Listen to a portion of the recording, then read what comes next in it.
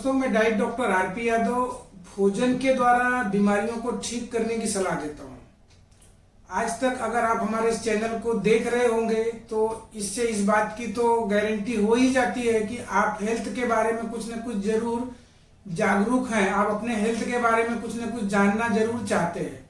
और उसी क्रम में आज के 10वीं क्लास में हम आपको मेटाबॉलिज्म के बारे में बताने वाले हैं, क्योंकि अभी तक आपने जो कुछ सेल से लेकर के डाइजेशन तक की बातें सुना है, उन्हीं बातों को आज हम इस मेटाबॉलिज्म के माध्यम से, मेटाबॉलिज्म क्या होता है और वहां पर फूड की हमें क्या रिक्वायरमेंट होती है और किस तरह से फूड को रिलेट करके हमें समझने की जरूरत है। अगर अंत तक आप इस वीडियो में बने रहेंगे तो फूड को रिलेट करके समझने में आपको काफी आसानी हो जाएगी कि हम जो कुछ फूड ले रहे हैं उसका मेटाबॉलिज्म से क्या रिलेशन है, किस तरह से वो हमारे बॉडी में एक्ट करता है।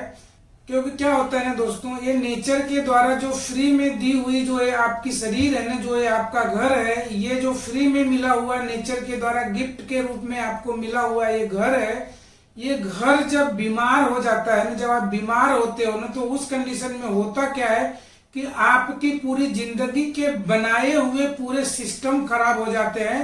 आपके द्वारा बनाया हुआ घर भी बिक जाता है।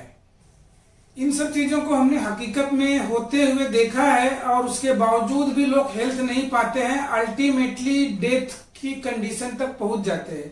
तो दोस्तों, यह एक अटल सत्य है, मरना सबको है, हमें भी मरना है, आपको भी मरना है, ये इसमें कोई संदेह नहीं है, इसे कोई टाल नहीं सकता है। लेकिन स्वस्थ रहते हुए, हेल्दी लाइफ जीते हुए अपने समय पर जाना, ये बहुत बड़ी बात होती है। मतलब पक कर के मरना और सड़ कर के मरना, ये दोनों में बहुत कुछ अंतर होता है। ये आप भी शायद देखे होंगे, जानते होंगे, समझते होंगे। और इसीलिए हम आपको एजुकेशन के माध्यम से एक एक बातों को समझाने की कोशिश करते हैं। इस वीडियो के माध्यम से हम समझाने की कोशिश करते हैं कि आप एक एक बातों को समझ करके अपने लाइफ में अगर थोड़ा थोड़ा भी सुधार लाने की कोशिश करते हैं, आप अपने लाइफ को, अपने बॉडी को समझने लगते हैं कि हमें क्या करना चाहिए, तो आपके अंदर बहुत सारे चेंजेस भी देखने को मिलेंगे, बहुत सारे सुधार मिलेंगे और बीमारियों से भी आप दूर हो जाएंगे और साथ में बीमारियां आएंगी भी नहीं। क्योंकि दोस्तों, मैंने ये देखा है ना कि आप पूरी लाइफ अगर देखा जाए तो जिस फैमिली के लिए आप काम कर रहे होते हैं ना, आप अंततोगत्वा उसी फैमिली को तकलीफ में डाल करके जाते हैं। आपके बीमार होने से सबसे ज्यादा अगर तकलीफ में आता है तो आपका अपना, आप जिससे सबसे ज्यादा प्यार करते हैं, जिसके लिए इतना सारा कुछ करते हैं, वही सबसे ज्यादा सफर करता है। आपने जो कुछ बनाया आपके लिए, वो सब कुछ बेचने के लिए तैयार हो जाता है, उसके बावजूद भी आपको बचा नहीं पाता है।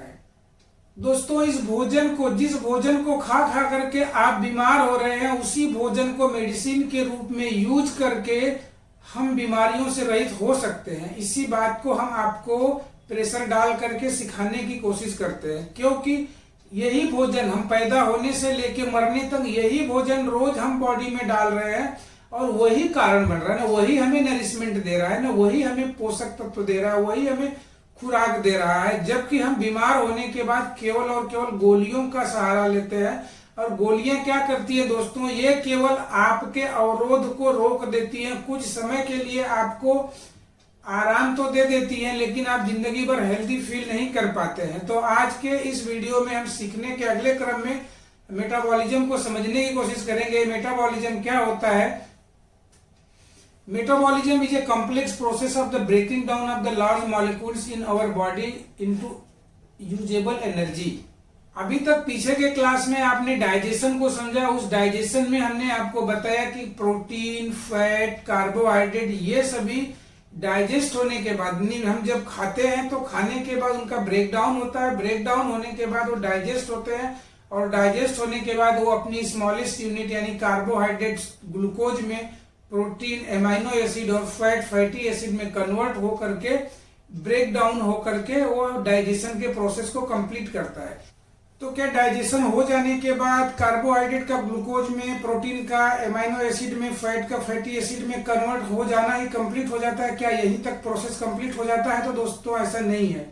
यहीं से एक्चुअल प्रोसेस शुरू होता है, जिसे हम मेटाबॉलिज्म बोलते हैं। और ये मेटाबॉलिज्म की प्रोसेस जब तक कंप्लीट नहीं होती है बॉडी में, हमारा खाया हुआ आपका जो कुछ भी फूड गया हुआ है बॉडी में वो यूज में नहीं आता है। तो डाइजेशन होने के बाद अगले स्टेप में ये सभी स्मॉलेस्ट यूनिट एसिटिल कोएंजाइम में कन्वर्ट होते हैं। एसिटिल कोएंजाइम में कन्वर्ट होने के बाद यानी ये एक इंटरमीडिएट स्टेज है, उस स्टेज में जाने के बाद वहां से क्रेब्स साइकिल चालू होती है। क्रेब्स साइकिल चालू होने के बाद जिसे हम साइट्रिक एसिड साइकिल भी बोलते हैं, और साथ साथ में उस प्रोसेस से गुजरने के बाद सेलुलर रेस्पिरेशन शुरू होता है, और सेलुलर रेस्पिरेशन के साथ साथ में लास्ट में अल्टीमेट प्रोडक्ट एटीपी निकलता है। एटीपी निकलता है तब जाकर के हमें एनर्जी मिलती है, तब जाकर के वो फूड हमें एनर्जी देता है, और उसके बाद फिर बॉडी में अलग अलग प्रोसेस शुरू होते हैं। बॉडी के लिए वो हेल्पफुल होता है। जब भी हम कोई फूड लेते हैं तो पीछे हमने डाइजेशन के क्लास में आपको बताया कि डाइजेस्ट होने के बाद वो फूड स्मॉलेस्ट यूनिट में ब्रेक डाउन होता है। उसका स्मॉलेस्ट यूनिट में ब्रेक डाउन होने के बाद उनका रीसिंथेसिस प्रोसेस चालू होता है, और रीसिंथेसाइज होते हैं, मतलब फिर से वापस वो बनाए जाते हैं बॉडी में जहां पे जैसी नीड होती है। जहां पे एंजाइम्स की जरूरत है वहां पर एंजाइम्स के लिए वो यूज में आते हैं, रिसेप्टर्स के लिए यूज में आते हैं, हार्मोन्स बनते हैं, हेयर्स और नेल्स के ग्रोथ के लिए उनकी नीड होती है। तो उस तरह से बॉडी उसको यूज करती है, मतलब रीसिंथेसाइज करती है। तो इस तरह से मेटाबॉलिज्म दो पार्ट में होता है, केटाबॉलिज्म और एनाबॉलिज्म। केटाबॉलिज्म में क्या होता है? केटाबॉलिज्म में large molecules are broken down into small one, energy is release, मतलब जब बड़े मॉलिक्यूल्स को तोड़ करके छोटे ब्रेक डाउन किया जाता है तो वहां पर एनर्जी रिलीज होती है। और एनाबॉलिक प्रोसेस में छोटे molecule small molecules are assembled into large one, वहां पर एनर्जी की रिक्वायरमेंट होती है, वहां एनर्जी की नीड पड़ती है। इस तरह से हमारे बॉडी में केटाबॉलिज्म और एनाबॉलिज्म की ये दोनों प्रक्रिया कंटिन्यू होते रहती है, और वहां पर एनर्जी का एक्सचेंज जो है होते रहता है। तो हमारे बॉडी में कंटिन्यू एनर्जी का एक्सचेंज होना जरूरी है। एनर्जी जब एक्सचेंज होते रहेगी हमारी बॉडी एक्टिव रहेगी, हमारे माइटोकॉन्ड्रिया हमारे जो सेल्स है उनका फंक्शन अच्छे से होते रहेगा, तो उस कंडीशन में हमारी बॉडी में एनर्जी का जो सर्कुलेशन है, यानी हमारी बॉडी में जो होम्योस्टेसिस है, हमने पीछे के वीडियो में होम्योस्टेसिस के बारे में भी आपको समझाया था, तो ये होम्योस्टेसिस हमारा मेंटेन रहेगा। हमने खाना खा लिया, खाना खाने के बाद बॉडी में गया, इस उतने से प्रक्रिया कंप्लीट नहीं हो जाती है। ये process that convert the biochemical energy to ATP through the redox reaction. जब तक एटीपी का फॉर्मेशन नहीं होगा, बायोकेमिकल एनर्जी एटीपी के रूप में हमारे बॉडी में कन्वर्ट नहीं होगी, तब तक उस खाए हुए का, उस फूड का, उस भोजन का कोई यूज नहीं मिलेगा हमें। तो यहाँ पर आपके दिमाग में ये बात भी आना स्वाभाविक है कि ये एटीपी, रिडॉक्स रिएक्शन, इन सब चीजों से हमारा क्या लेना देना है। तो लेना देना है दोस्तों, क्योंकि फूड जो है ना, ये हमारे बॉडी में डाइजेस्ट होने के बाद एक कॉम्प्लेक्स प्रोसेस से गुजरने के बाद हमें एनर्जी देता है। और इन्हीं सब बातों को यहाँ पर आपको थोड़ा सा बेसिक समझने की जरूरत है, इतना ज्यादा डीप में भी नहीं समझने की जरूरत है, और ना ही मैं उतना ज्यादा आपको बताने वाला हूँ, केवल बेसिक आपको बताते चलूंगा ताकि चीजों को रिलेट करने में आपको भी आसानी हो, बात भी आपको अच्छे से समझ में आए। Everything in the world is made out of atom, we are too made out of atom.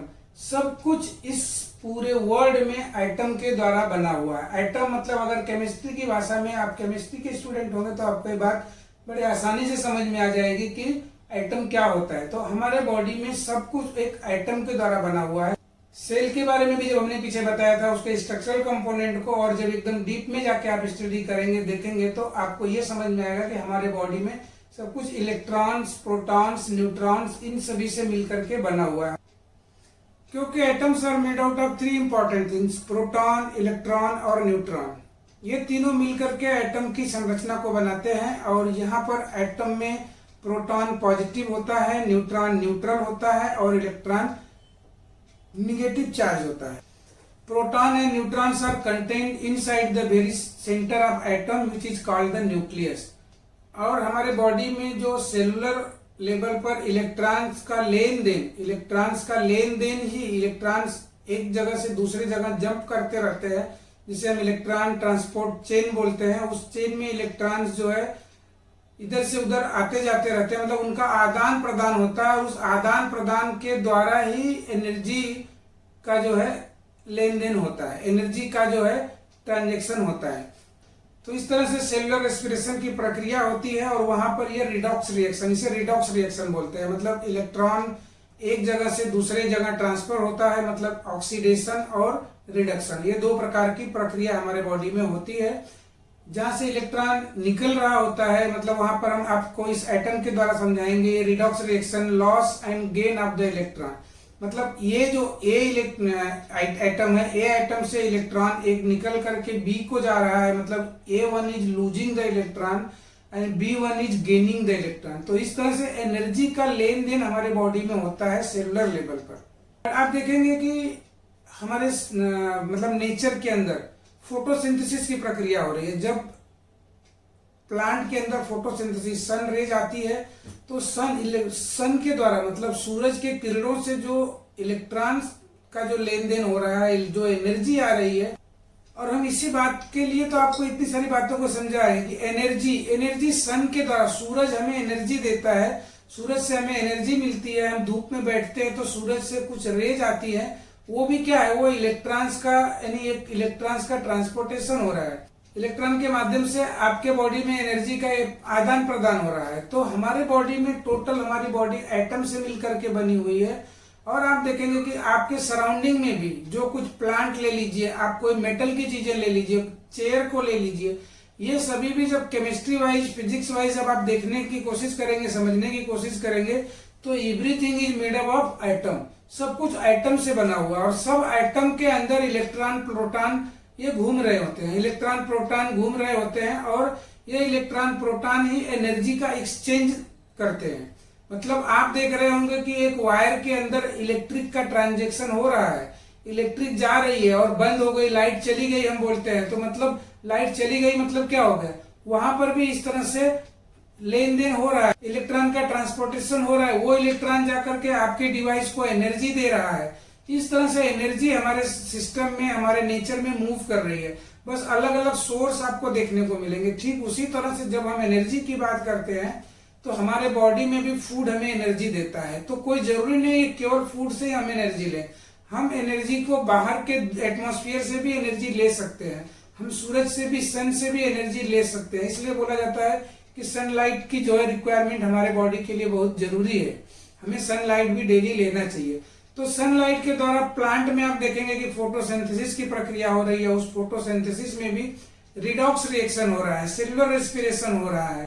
इसके अलावा आप देखेंगे कि मेटल को आपने अगर ओपन तरीके से ओपन रखा हुआ है और वो मेटल भी, मतलब के अंदर भी रिडॉक्स रिएक्शन हो रहा है, मतलब जहां पे आप बोलते हैं ना जंग लग रहा है, उस मेटल के अंदर जंग लग रहा है, लोहे के अंदर जंग लग रहा है, वो जंग की प्रक्रिया भी रिडॉक्स रिएक्शन के प्रोसेस में आती है।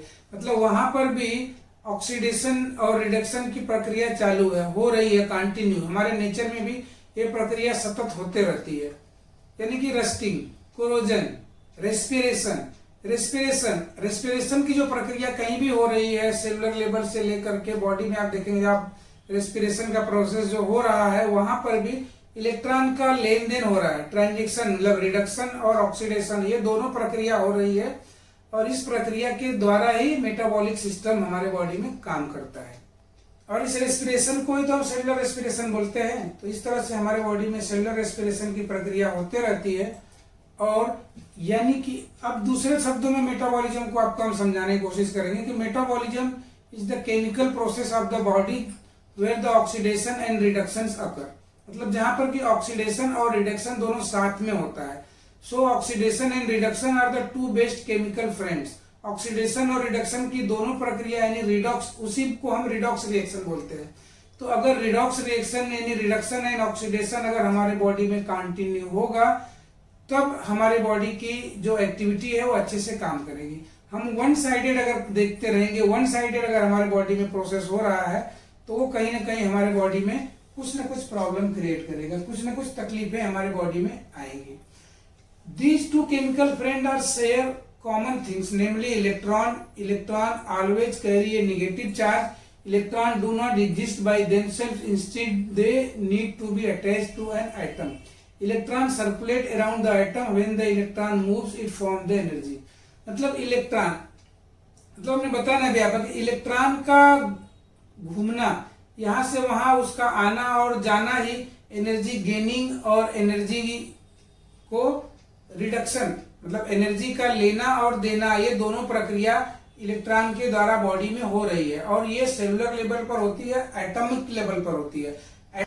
तो इस तरह से ये सभी पॉइंट्स को आपको दिमाग में रखते हुए अब हम आगे लेकर चलते हैं मेटाबॉलिक की प्रोसेस को। थोड़ा सा शॉर्ट में आपको समझाने की कोशिश करेंगे कि मेटाबॉलिक मतलब डाइजेशन यहाँ पर कंप्लीट हो गया हमारे पेट में। डाइजेशन कंप्लीट होने के बाद आप देखेंगे कि हमने बताया कि एसिटिल कोएंजाइम क्रेब्स साइकिल यानी साइट्रिक एसिड साइकिल में इंटर करेगा और वहां से फिर आगे की प्रक्रिया चालू होती है। और ये साइट्रिक एसिड साइकिल क्या होती है, यानी इसे ही हम क्रेब्स साइकिल बोलते हैं। और क्रेब्स साइकिल ये हमारे सेलुलर लेवल पर होती है, सेल के अंदर होती है।